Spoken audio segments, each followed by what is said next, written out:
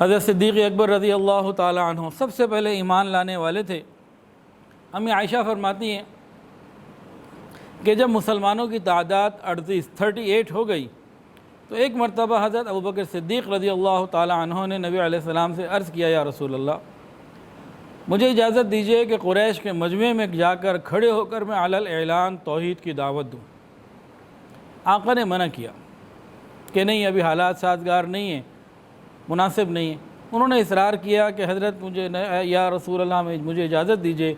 نبی علیہ السلام نے بہرحال ان کے اصرار کے اوپر ان کی بات کو مانا اور کہا چلو ٹھیک ہے۔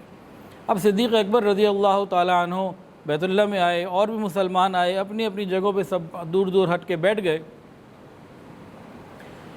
صدیق اکبر رضی اللہ تعالی عنہ نے باقاعدہ بیت اللہ میں کافروں کی موجودگی میں ان کے مجمع میں کھڑے ہو کر بیان کرنا شروع کر دیا اللہ کی وحدانیت اور نبی کریم صلی اللہ علیہ وسلم کی رسالت۔ قریش مکہ نے جب سنی تو ان کو تو بہت غصہ آیا، وہ برداشت ہی نہ کر سکے، فوراً سارے کے سارے کھڑے ہو گئے۔ جتنے مسلمان ان کو نظر آئے سب مسلمانوں کو بے حد مارا، اور صدیق اکبر رضی اللہ تعالیٰ کو تو بہت زیادہ مارا بھی اور ان کو اپنے پاؤں تلے روندا بھی۔ اور عتبہ ابن ربیعہ جو تھا فاسق، بہت بڑا ظالم تھا، اس نے کیا کیا، اس کا جو جوتے تھے نا بہت خاص بنے ہوئے تھے، تلوے اس کے بہت موٹے تھے، اس نے وہ تلوے ترچھے کر کر کے ٹیڑھے کر کر کے صدیق اکبر رضی اللہ عنہ کے منہ پہ اتنے مارے، چہرہ کا پہچاننا مشکل ہو گیا، ناک کا بھی پہچاننا مشکل ہو گیا کہ صحیح ہے بھی کہ نہیں۔ اتنا مارا صدیق اکبر رضی اللہ تعالی عنہ کو، وہ بے ہوش ہو گئے۔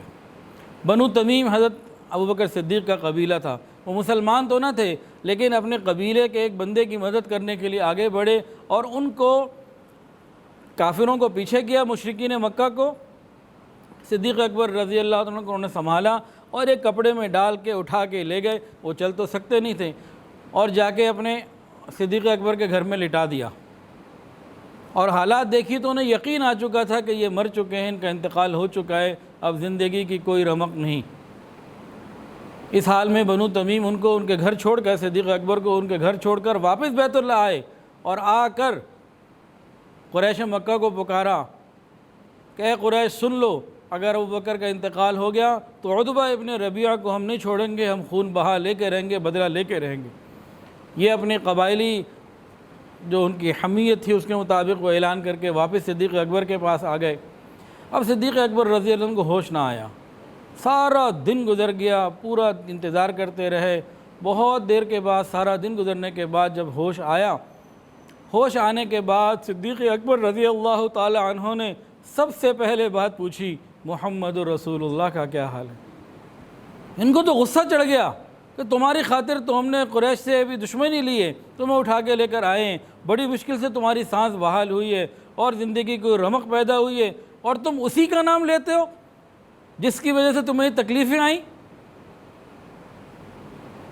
وہ ان کو برا بھلا کہہ کے وہاں سے سارے اٹھ کے چلے گئے۔ اور صدیق اکبر کی امی جو تھی ام خیر رضی اللہ تعالیٰ عنہ، اسے مسلمان نہ تھیں، کہا کہ دیکھو اس دیوانے کو تم ہی دیکھو، کچھ کھلا پلا دینا۔ اور وہ تو غصے میں چلے گئے کہ بھئی جس کی وجہ سے اتنی تکلیفیں آئیں اسی کا ذکر، انہیں سمجھ ہی نہ آیا۔ اب ماں، بہرحال ماں ہوتی ہے، ماں کی ممتا ہوتی ہے، محبت ہوتی ہے، ماں کہہ رہی ہے بیٹا کچھ کھا لو، کچھ پی لو، کچھ تھوڑا سا پانی پلا دوں، کچھ پلا دوں، کھلا دوں۔ کہا نہیں، پہلے پوچھ کر آؤ محمد ابن عبداللہ کا کیا حال ہے۔ کہ نہیں، اللہ کی قسم مجھے کیا پتہ وہ کہاں ہے، میں کیا جانوں، مجھے نہیں پتہ وہ کہاں ہے، تم کھاؤ تو صحیح، تم مر رہے ہو۔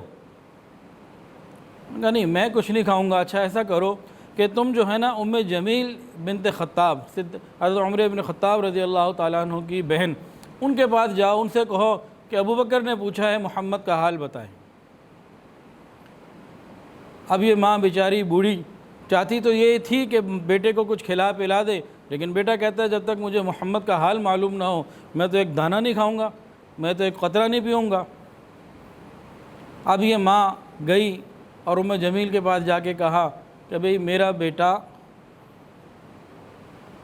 ابوبکر اس نے تمہارے پاس بھیجا ہے، اور وہ یہ پوچھتا ہے کہ بھئی نبی علیہ السلام کا کیا حال ہے، محمد ابن عبداللہ کا کیا حال ہے۔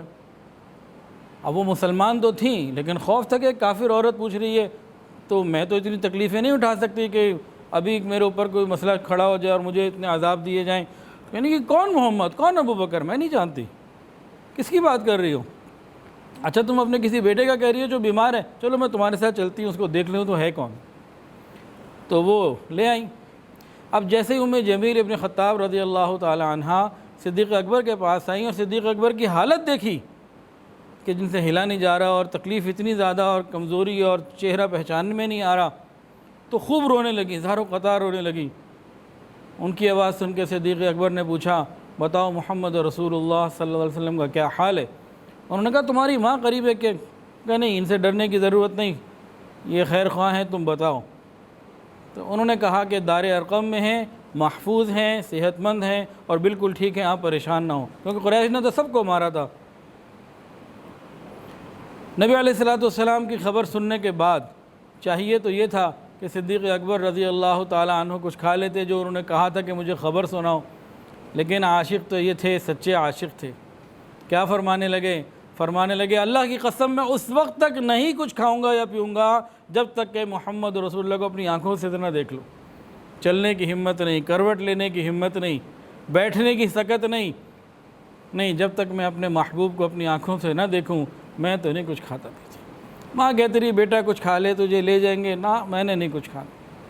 خیر ان لوگوں کو اور انتظار کرنا پڑا کہ رات گہری ہو جائے اور کوئی باہر خطرہ نہ رہے، کوئی آنے جانے والا دیکھ نہ لے۔ جب بہت گہری رات ہو گئی، اطمینان ہو گیا کہ اب باہر امید ہے کوئی نہیں ہوگا، اس وقت صدیق اکبر رضی اللہ تعالیٰ عنہ کو ان دونوں نے سہارے سے لیا اور بڑی مشکل سے گھسٹتے یہ صدیق اکبر رضی اللہ تعالیٰ عنہ دار ارقم جو کوہ صفا کے پاس تھا وہاں پہنچے۔ رسول اللہ صلی اللہ علیہ وسلم سے ملاقات ہوئی۔ نبی علیہ السلام نے جب دیکھا فوراً آپ کے اوپر جھک گئے، آپ کی پیشانی کو بوسہ لیا، آپ کی خیریت پوچھی اور نبی علیہ السلام پہ رقت طاری ہو گئی اور آپ رونے لگے۔ عاشق صادق نے جب محبوب کو روتے ہوئے دیکھا تو کیا کہتا یا رسول اللہ مجھے تو کوئی مسئلہ نہیں، میں تو بالکل ٹھیک ہوں، وہ تو بس اس نے میرے چہرے پہ ذرا زیادہ مار دیا ہے، باقی تو میں بالکل ٹھیک ہوں، میں آپ سے ملنے کے لیے آیا ہوں۔ اور کہا یا رسول اللہ آپ کتنے برکت والے ہیں، یہ میری ماں ہے، میری بڑی خیر خواہ ہے، میرا خیال رکھنے والی مہربان ہے، آپ اس کو دین کی دعوت دیں، اس کے لیے دعا بھی کریں کہ یہ بھی مسلمان ہو جائے۔ نبی علیہ السلام نے صدیق اکبر رضی اللہ ان کی والدہ کے لیے دعا کی اور ان کو دعوت ایمان دی اور وہ مسلمان ہو گئی۔ ہم ان واقعات کو بھی سنیں اور اپنی پریشانیوں کو بھی سامنے رکھیں کہ جن کو ہم پریشانیاں کہتے ہیں اور ہم ان کی وجہ سے پریشان ہیں، ڈپریشن کی گولیاں کھا رہے ہیں، آخر کیوں؟ اس کو سمجھنا ہے۔ اس کی وجہ یہی ہے کہ ان کے سامنے آخرت ہی، ہمارے سامنے آخرت نہیں۔